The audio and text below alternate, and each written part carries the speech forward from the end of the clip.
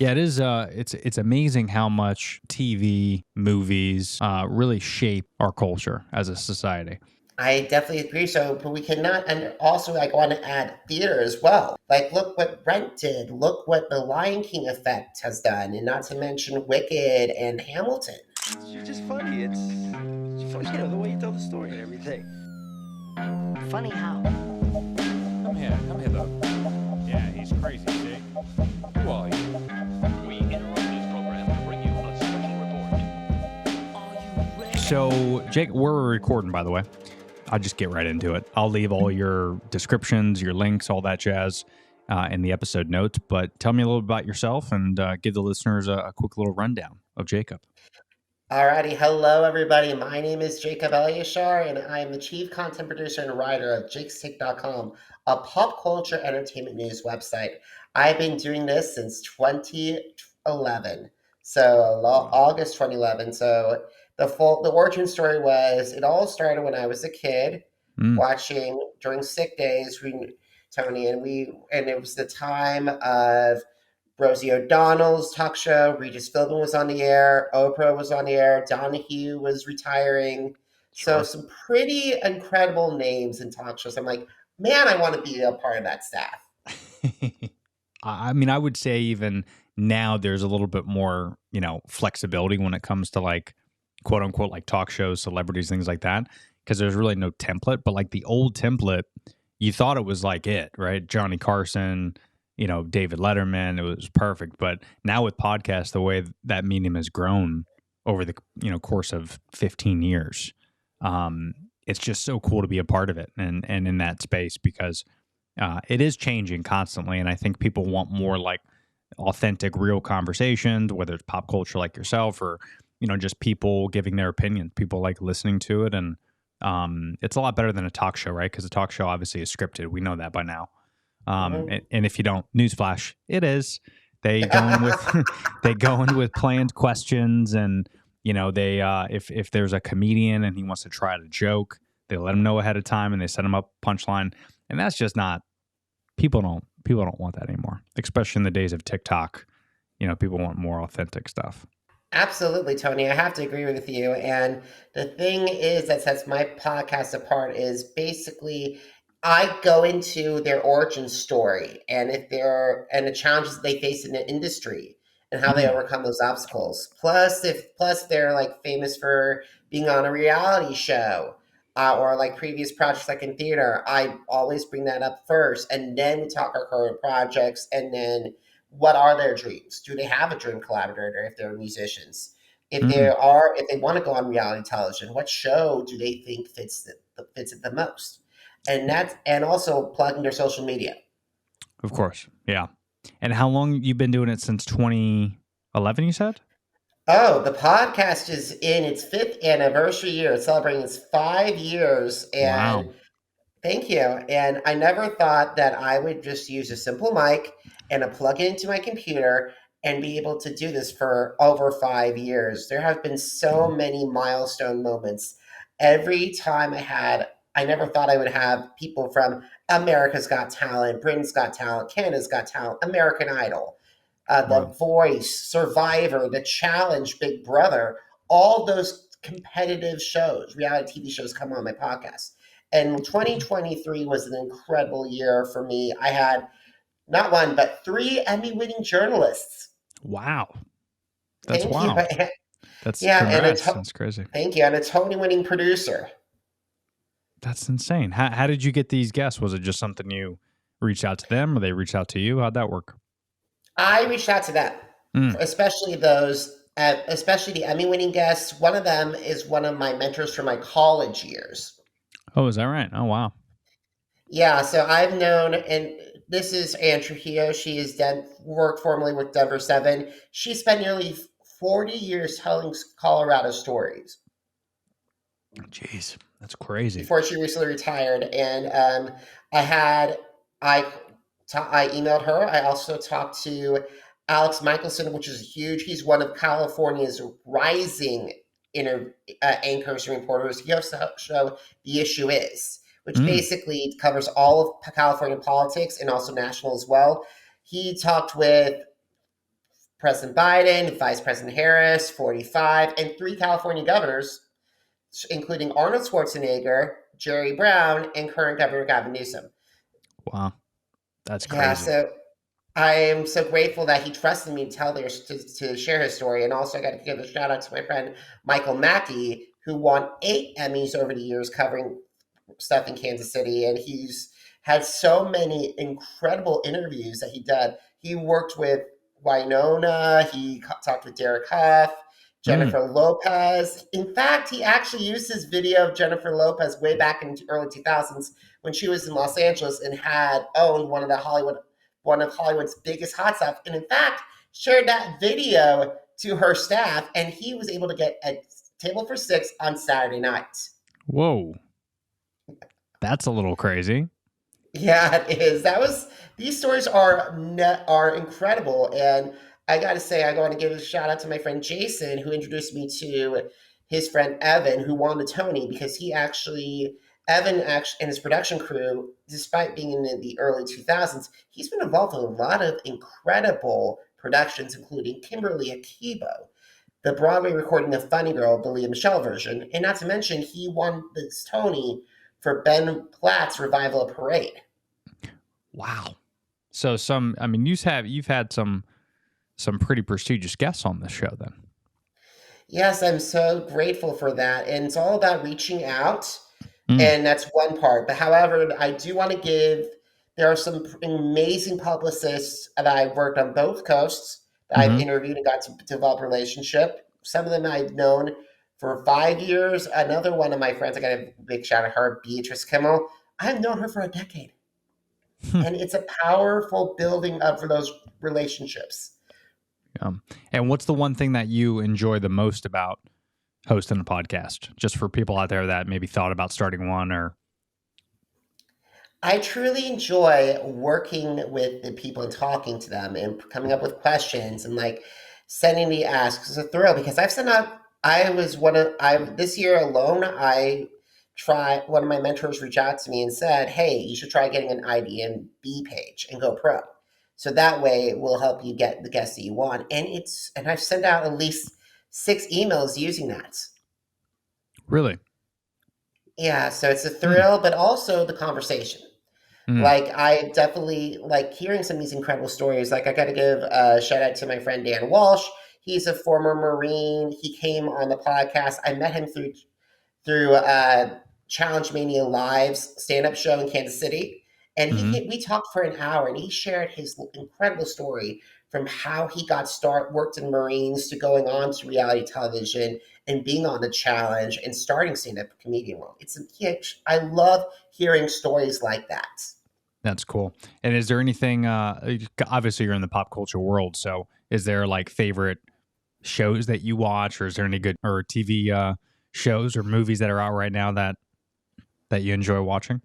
Currently, I am getting ready for AGT Fantasy League. And basically, it's America's Got Talent meets the X Factor and The Voice. Because for the first time ever, the judges, which are Simon Cowell, Howie Mandel, Heidi Klum, and returning judge Mel B, they're picking acts from all across the Got Talent universe and building their own fantasy league team. So basically, like the coach is on The Voice, and they get to mentor them like Voice and also X Factor, which is also Simon's shows. And it's a phenomenal competition. And they use the golden buzzer this is the kicker, and I'm very excited about this. If they love an act so much, not just their own, but they can also steal somebody else's act as well. Wait, hold on, start over. So they could steal someone else's act? Yes, that is the kicker. They can use the golden buzzer to steal an act for their own team. So I'm familiar with the gold buzzer, but I must admit, I do not watch X Factor, America. I don't watch any of that, unfortunately. I did in the past, but life gets crazy and there's only so many shows you can watch. So walk me through, because I know the gold buzzer part. So how does the fantasy thing set in? Is it like fantasy football where it's something that the fans are doing? Exactly.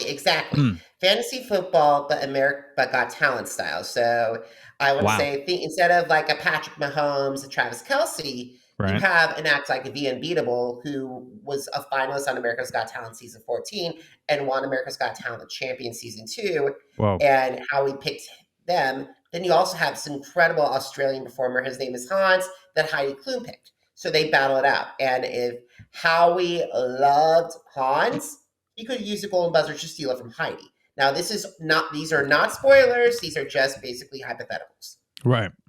Wow. It's crazy it's gotten to that point. Because, I mean, how many seasons are they at? It's got to be like 20, right? I gotta say, this is their 19th season. America's upcoming summer season is season 19. They started back when I was a senior in high school, the summer of my senior year of high school. And I've been a super fan ever since, and I've been covering since the Howard Stern era, so 2012. This will be my 12th year covering it.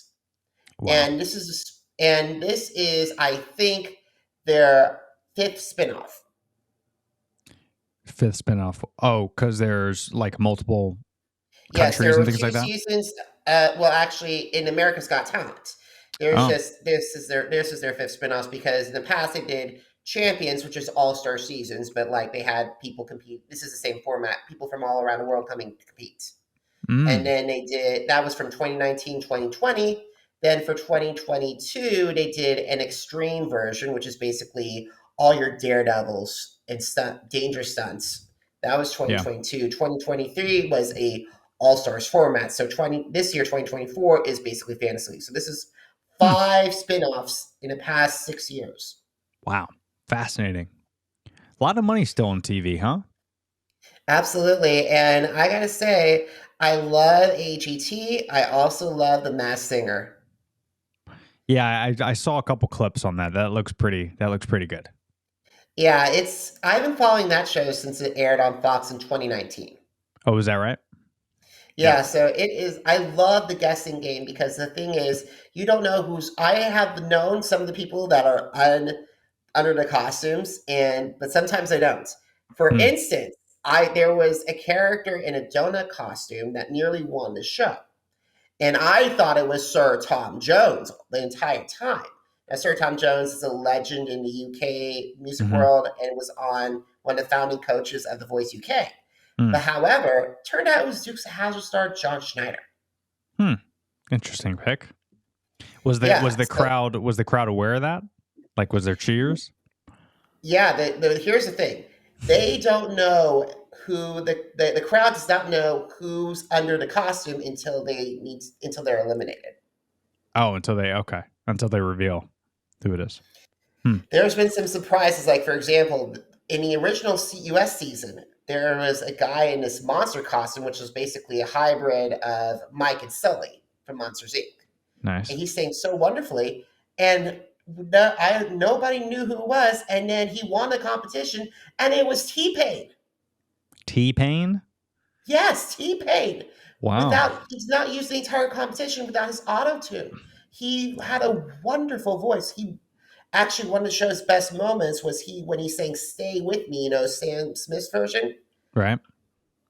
Got goosebumps. I'm just getting goosebumps just thinking about that epic performance. And he showcases real voice. That's crazy. You would think T-Pain could only sing in auto-tunes. I wonder why he doesn't, blessed us with his vocals. Oh, he does, actually. I was actually, in addition to recovering reality TV, I also do a new music review, and I just reviewed T-Pain's cover album, and I gave it A-.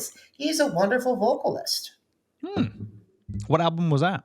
Was that a new one? It was a cover album, and I don't remember the title exactly, but live, it was basically a cover. It was a cover album live from a sunroom in Los Angeles. So maybe just the auto tunes are the ones that just pop off, I guess. Absolutely, but he has a wonderful voice, and it's a surprise. And it's like, speaking of voices, I also cover special events, for example, like the Kennedy Center Honors, and recently Cynthia Erivo blew the house down with a cover of Dionne Warwick's "Alfie." Alfie, I'm not familiar. It's like it's a classic standard, but it's like, I don't want it to get you copyrighted on Google, but like, if you guys after this interview go and Google Kennedy Center Honor Cynthia Erivo, and it's one of the best performances of the decade. Fascinating. And do you have like in terms of a show, is that like your favorite show? America's The Got Kennedy Talent? Center Honors is my favorite special because it honors pop culture through the history of pop culture and American culture. So I love covering the show. I love seeing who gets honored. The past couple seasons have been very epic because over the years they all were honored in this decade alone. Debbie Allen, Dick Van Dyke, George Clooney, Gladys Knight, YouTube. And this one, and just recently, Dionne Warwick, Renee Fleming, Barry Gibb, Mm, some Renee, greats. yeah, some real Billy Crystal, some Classic. incredible people who made an impact in American culture. Yeah, it is. It's amazing how much TV, movies, really shape our culture as a society. The one thing that I find the most fascinating is, you know, whether it's a clothing line, a song, you know, anything that really hits, that pops, it could literally shift millions of people and And change the trajectory of a lot of different things in our culture. It's fascinating. I definitely agree. So, but we cannot, and also I want to add theater as well. Like, look what Rent did. Look what the Lion King effect has done, and not to mention Wicked and Hamilton. You said what? Sorry? Theater, don't Oh, do theater. not Oh, stop yeah, for theater sure. because theater can also those four examples. Like I know Lion King started off from animation, but what's one of the greatest musicals of all Yeah. time, Or and not to Hamilton, mention another great one. yeah, Yeah. absolutely, little the power of like for example, that one went from off Broadway to on Broadway. Yeah. Yeah, that is weird too. Yeah, and I think that's a lost. I mean, I don't want to say lost art because obviously it's still very popular, but not as popular as maybe it was back in the day, right? Prior to movies and Yeah, TV. absolutely, And it's absolutely. I think what was interesting about Hamilton that I think they should do more, and I think Wicked did as well, is, you know, televising it slash recording it and then putting it out on streaming services. Because I know Hamilton, I think was on Netflix or HBO Max or one of those It was two. actually on Disney Plus. Or Disney Plus, thank you. So that's kind of cool because then you could appreciate. Of course, it's not as good as seeing it live, I'm sure. But Hamilton, those are pricey tickets. And not So to mention the original cast too. So you got to see Lin-Manuel Miranda, you got right, to see Daveed Diggs, you got to see Leslie Odom Jr. yeah. So you wouldn't be able to see that unless you go up to New York and and see it And live. if they do a reunion show, and by the way, those tickets are probably at least starting at $1,000. That's crazy. That is one good thing about. See, I've only been to a couple shows, but that is one good thing about theater is there's usually not a bad seat in the house. You know, like you go watch Justin Timberlake live at the, whatever stadium. There's 70,000 people. You get nosebleed seats. It's expensive and it's not that good of a show, right? But like you go to the theater, it's intimate. It's a little bit more pricey. There's only, whatever, 1,000 people or a few hundred people, depending on what theater it is. And it feels like everyone has the same seat, even though it's not like that, but it just feels more intimate theater versus going to like a stadium show with a celebrity, I totally agree because I can give you two examples of it, which are two unique perspectives. Like, for example, I back in 2022, when I returned to New York City for a visit, I saw MJ the musical at Neil Simon Mm, Theater, and it was epic because I it was like a bet. jukebox with Michael Jackson, and it was phenomenal. Yeah. And I said on my social, "Run, don't walk" with that show. So that's It was fair. an epic experience, and I got to see Miles Frost, who actually won the Tony that year for his role as the King of Pop, portrayal of the Mm, King of Pop. And then in 2023, I did have the opportunity to see Ed Sheeran. However, this opportunity was free tickets on the floor. So it was a once in a lifetime experience of on the course. floor of Airhead Stadium. And yes, it was great. Those experiences were phenomenal. And I was so entrapped by those, like enchanted by those two experiences. Yeah. The more and more we realized the art form of whether that's, music, theater, acting, so on and so forth, it seems like people, I don't know what it is. I don't know if maybe the pandemic hurt this or not, but it seems people are more lazy when it comes to appreciating good art and good theater. And even good TV. There's a couple people that I talk to where there's some great shows that I'll watch, and I'll refer and I'll say, hey, I'm on episode 3. And they're like, yeah, I couldn't make it past episode 1. I'm like, what? Just, what do you do? What else do you have? Just watch it and it gets better, but you can't. The fact that, people try to get entertained the first 2 minutes and they're not, so they turn it off. It's like you're not even appreciating the art form of what this director put in, what this artist put in, so on and so forth. Another good example is what Scorsese does, which I'm a big fan of. But, he just came out with the new one, what is it? Flowers of the something moon or something. Flowers of the Killer Moon, I believe. Thank you. And I've seen all of his movies except that one. Unfortunately, it's 3.5 hours long, and it's hard to convince my wife to watch it, even though it's streaming right now on Apple Plus. But it's like, me, I would sit down and watch it. But there's a lot of people like my wife that's like 3.5 hours. What are we going to do with that? And I'm like, you watch the cinema. You put some surround sound on it and, put yourself in the moment. And no. I'd rather just watch, Parks and Rec. And I'm like, ugh, geez, all right. I gotta say this, Tony. While we're on the subject of Scorsese, I just finished Pretend It's a City with Fran Lebowitz, and it was amazing. That 2021 version, but also with recommendations, like for example, I recommend to my folks The Diplomat with Kerry Russell, and oh my god, it's like West Wing for this decade because of its sharp commentary and dialogue. It was probably one of my favorite original series of this decade so far. But the thing is, you need to be transported to United Kingdom. You need with Diplomat. You need to be transported to New York City with Fran Lebowitz. And as a New Yorker who's lived there for 4 years, she did I was like saying, "Hey, I know that area. I walk there all the time. I live by that area." Yeah. Like the thing is, you need to have precious moments, and like a lot of people are like, I think the pandemic, for better or for worse, wait and made people reevaluate our times, and like you could use that with. You could do that with you could use that time wisely. Like there are times on my schedule I'm like, okay, Saturday is my binge day. That's cool. Yeah, that's interesting. I never thought about that as creating like a night to binge. Yeah, we normally don't even, especially with a newborn, obviously we haven't had a lot of time to watch shows or movies, but unless it's like Miss Rachel or some crap on YouTube that we watch for the infant. But we used to kind of have like date nights at the house, and that was fun, where I have like this old school popcorn machine, and I have a movie theater room where we have like lights in the back of the TV, and there's like old school movie posters all over the place, and we kind of like we kept that ambiance going. But even still, I think the last 3-hour movie I watched might have been another Scorsese flick. Maybe it was The Irishman was the last long movie that I watched at home, and I watched it all the way through just because I love his storytelling.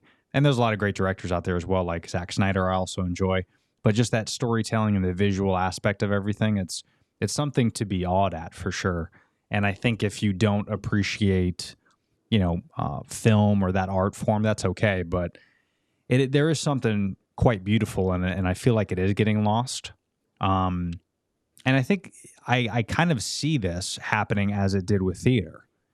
Because theater, people would go and watch the opera, or they would go and watch, an orchestra, or they would just sit and just be amazed by human beings doing things. But the cell phone definitely has not helped things, because I even find myself sometimes like watching these long movies, and even though there's no commercials in them, if there's like a 30-second boring spot, immediately I'm like, where's my phone? Just so I could, whip out. So that's definitely not helping the situation at all. I totally agree with that. It's especially like with the last time I remember completely going to a theater for a 3-hour show was probably Avengers Endgame way back in 2019. Yeah. Like that's the longest time I remember having the patience to do that. And unfortunately my phone is like I'm not able to make it through for example, I saw Wrestlers, the documentary that focused on the Ohio Valley League wrestling. It was really great and phenomenal. I hear that. And it's fabulous. You need to watch it. Yeah. And like with Netflix, because I rather save some money, I have the ads, and like during those ad breaks, during the commercials, I take off my phone and scan and then go back into it. But like the Yeah. thing is, at least I still have that opportunity to be immersed in that world and be fascinated by that because Yeah. and like not say, hey, wait a minute, there's a screen here, there's a show you're watching. You Yeah. have it on. Don't let you can go and listen to your phone later. Unless Yeah. Elton John is calling you, go back and watch this thing. Yeah. Yeah, it's so weird how we we consciously choose, maybe not consciously, but we constantly choose a smaller screen versus a bigger screen. Like I caught myself the other day when I was looking at my phone randomly during a commercial break. I think we were watching like Modern Family or something, which is still by far one of my favorite TV shows of all time. And, you know, we have it, I think it's on Hulu, and there was like a 30-second break. So I grab my phone, I look at it, and I'm like, you know, even though this commercial is boring, it's a 90-inch 4K TV. And I'm choosing to grab this little 8-inch, whatever, cell phone. And it's not even like the best thing. I don't even know what's on there. It's a surprise. And maybe that's it. Maybe it's the fact of not knowing what it is. You know, that could be it as well. Where it's like TikTok's a great example because it's vertical. So it's easily swipeable. You're just doing this the whole time. So that's kind of satisfying. But also, like, you don't know what is in that next swipe. Like, it could be a family doing a prank on each other, or it could be a funny dog video, or it could be, it's a surprise every time. And I think maybe that's a little bit of the exciting aspect. I don't know.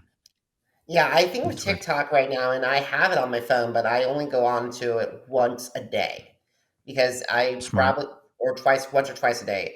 And the thing is, I turn off all my notifications for Instagram. I turn off all my notifications to TikTok and for Twitter and Mm-hmm. YouTube because the thing is, I get distracted very easily. Yeah. And Yeah. I rather, if it's like an emergency news, like breaking news that said like Lady Gaga is going to go on tour or something, or like something in fact or the next Kennedy Center Honors Yeah. or some kind of news related to Got Talent Universe or something like that, or even Mm-hmm. or new comic book news, I'd rather turn my things off because I'm either A, working on a podcast, recording a podcast, B, working on a project for myself, C, looking for jobs, D, trying to see if I can talk with my family or my friends. And that's basically it. I don't need to, or E, I'm working out. I don't need to be distracted by. That's right. Yeah, we have so many other things that distract us. We gotta try to focus on certain things.